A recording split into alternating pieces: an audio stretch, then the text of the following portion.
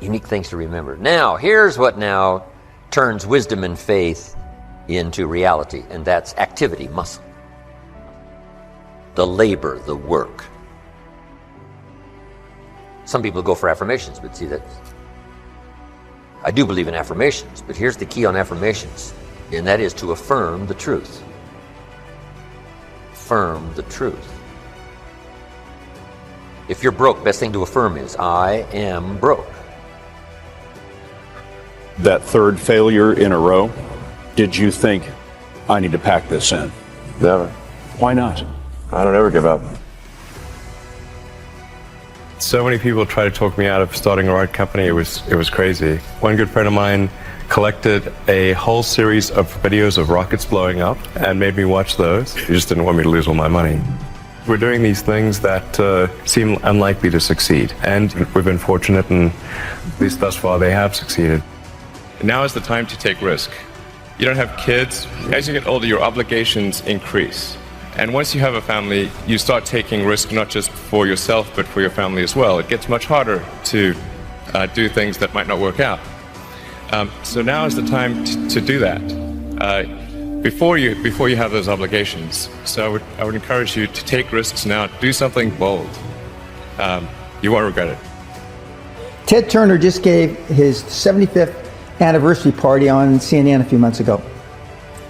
And he makes a couple of comments, and he says, number one, and I'm not suggesting this for everybody, it's how I lived though. First 10 years of my starting CNN, I slept on my couch. I didn't have an apartment.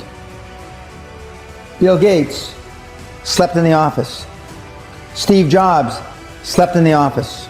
And I can go down a whole list. Now these are super successful, mega wealthy guys. I slept in my office. Not everybody's willing to make that sacrifice. But it's not the only thing. But even if you don't sleep in your office, if you want to send your kids to a better school, if you want to be able to take care of your mother when she gets dementia, if you want to, this all takes money. My children aren't getting any of my money when I die. Not one centavo, not one penny. And two of my kids are cool with it. One of them's not so cool with it. I'm not going to, I think Andrew Carnegie, by the way, Andrew Carnegie, arguably the richest, most successful entrepreneur of all time, he said the best thing that you can have for a child is him to be born into poverty. And I agree. Here's a whole wide range of things that we need not lack for appetite of things to accomplish. And that's called the promise of the future. And without that promise, life becomes a little less worth living. If the promise is clear, we will pay the disciplines, we'll pay the price, we'll read the books, we'll take the classes, we'll learn the skills. So that's one of the first things, is to articulate the promise. Big job. And if you'll do what you can, then life will give you some extraordinary things to do. You got to take care of the small disciplines before life will give you a chance to handle the more complicated disciplines. Start first with the smallest of disciplines, and do not neglect them and do not disregard them as being trifling. Everything matters. Everything's important. Good phrase to take home. All disciplines affect each other. Positive side. Every new discipline affects all your other disciplines. If you'll get some new things going, make some calls you've never made before. Step up your activity level. Step up your labor level. Go for the disciplines, the smallest of disciplines, the least of disciplines. Like keeping your accounts in order. Here's number 4, get better. There isn't any of us that can't get better. So turn on this whole idea of personal development and personal growth. That was what my teacher shared with me that changed my life. I'm telling you, for things to get better, you got to get better. Don't ask for it to change out there, ask for you to change here. Don't ask for a more favorable wind. We call that naive. Don't ask for better seed, better soil. This is the only planet you got. Just ask that you can get wiser and stronger and better. You put that up on the refrigerator where you can see it every day. It'll drive you to sign up for a class to learn a skill so that this doesn't happen anymore. Now, if that doesn't do it, reaffirm and put this up there. I'm 40 and broke. See, that's a lot more alarming. And if that doesn't work, put this up there. I live in America and I'm 40 and I'm broke. Something is wrong. Not with the country now. You don't have to build a raft. You don't have to build a raft and go to another country. Something might be wrong with your philosophy, your policy, your plan, and your strategy. So, affirm, yes, but always affirm the truth. Here's what the old prophet said. The truth will set you free. Now, here's the freedom of the truth. Number one, freedom of the truth. To correct old errors in judgment. That's the freedom of the truth. Because if you don't speak the truth, then you're likely not to correct the errors in judgment. If something's wrong, but you say, hey, it's fine, it's fine, it's fine, how are you going to correct the errors in judgment that made it wrong? See, you can't say it's fine, it's fine, it's fine, and finally it turns out to be fine. Say, no.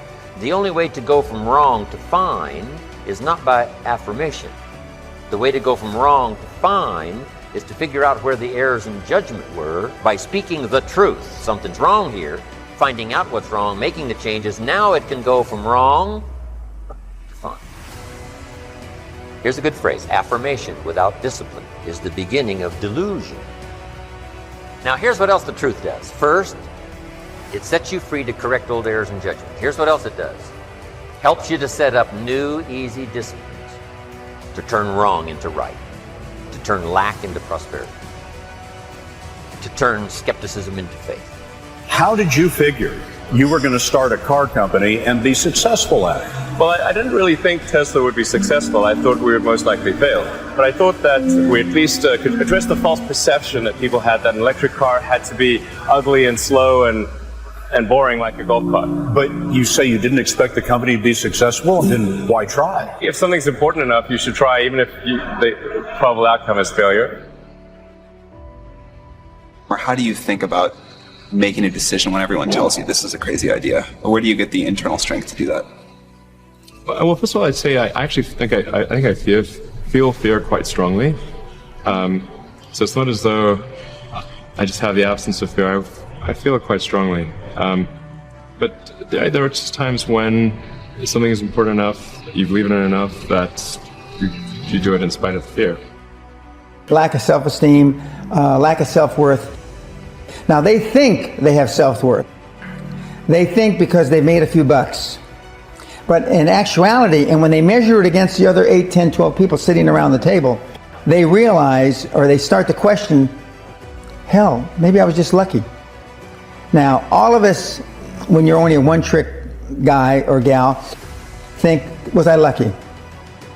Now, I've done it so many times, I know I wasn't lucky. I might have been lucky the first time, but I haven't been lucky the 15, 20, 40, 50. I know that. Okay. But maybe I was lucky the first time. But my life changed when I was pretty much a haphazard kid, got in a lot of trouble, got arrested 4 or 5 times, thrown in jail. And this was when my dad is a cop. But then I volunteered for the draft in 1966 at the height of the Vietnam War. And I went to OCS, and that changed my life because it was the really first real high performance thing that I could measure myself against with other people.